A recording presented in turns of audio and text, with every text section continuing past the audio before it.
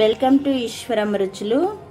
ఈరోజు మనము ఆవాలన్నం ఎలా చేయాలనేది చూద్దామండి। నేను ఆవాలన్నం చేస్తున్నాను అన్నమాట।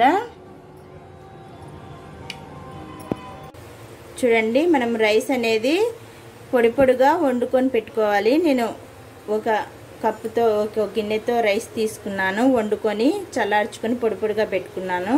ఇప్పుడు ఆవాల అన్నం చేసేకి ఒట్టిమిరపకాయలు ఒక 5 వేసుకుంటున్నాను అన్నమాట। మీకు కారం ఎక్కువ తినేవాళ్ళు కొంచెం కారం ఎక్కువ వేసుకోవచ్చు, నేను తక్కువ వేస్తున్నాను। ఆవాలు 2 టేబుల్ స్పూన్లు, పచ్చి కొబ్బరి ఒక కప్ వేసుకోవాలి। ఉప్పు అనేది నేను ఉప్పు కల్లు వేస్తున్నాను అన్నమాట, కల్లుప్పు। మనము అన్నంలో వేసి ఉడికించుకుంటాం ఉప్పు వేసుకొని, అందుకోసం కొద్దిగా వేసుకోవాలి। ఇది మిక్సీకి వేసుకోవాలి, ఇలా మిక్సీకి వేసుకోవాలి పేస్ట్ మాదిరి। కొద్దిగా వాటర్ వేసుకొని ఇలా వేసుకోవాలన్నమాట। స్టవ్ వెలిగించేసి ఒక ప్యాన్ పెట్టుకోవాలి। ప్యాన్ పెట్టుకున్నాక కొద్దిగా ఆయిల్ వేసుకుందాము, 2 టేబుల్ స్పూన్ల పైన ఆయిల్ వేసుకోవాలి।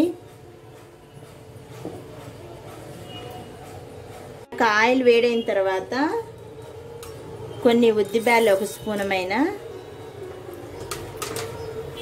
శనగబ్యాళ్ళు 1 స్పూన్ పైన,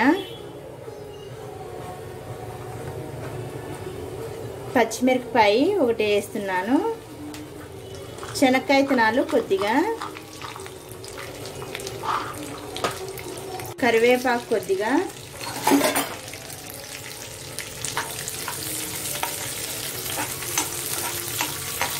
కొంచెం వేయించుకోవాలి బాగా।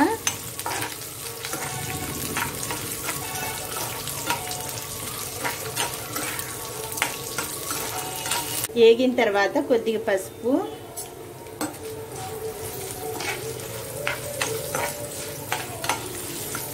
ఇవన్నీ వేగిన తర్వాత మనం మిక్సీకి వేసి పెట్టుకున్నాం కదా ఆవాల పేస్ట్, కొబ్బరి అవన్నీ వేసేసుకోవాలి।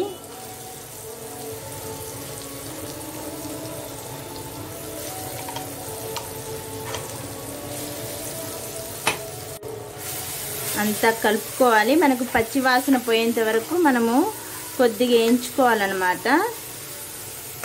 మనం అన్నీ పచ్చివే కదా వేసినది, ఆవాలు, కొబ్బరి, ఒట్టిమిరపకాయలు, కొద్దిగా పచ్చి వాసన పోయేంత వరకు వేయించుకోవాలి।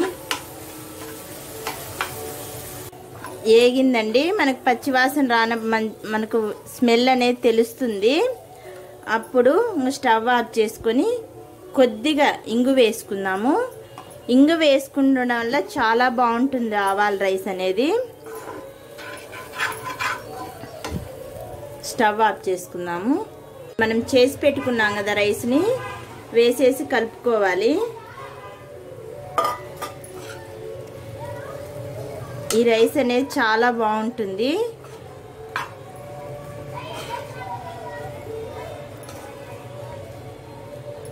అంతా కలుపుకున్న తర్వాత నెయ్యి వేసుకోవాలన్నమాట। నెయ్యి వేసుకోవడం వల్ల చాలా టేస్ట్ వస్తుంది। నేను నెయ్యి అనేది కరగబెట్టుకున్నాను। ఇంగువ నెయ్యి వేసుకోవడం వల్ల చాలా రుచిగా ఉంటుంది। ఇది పిల్లలకు మనకు స్కూల్కి కానీ క్యారీలలో కానీ పెట్టి పంపించచ్చు। ఇది ఎంత టేస్టీగా ఉంటుందంటే అంత చాలా చాలా బాగుంటుంది రైస్ అనేది। చూడండి, ప్లేట్లోకి తీసుకుందాము।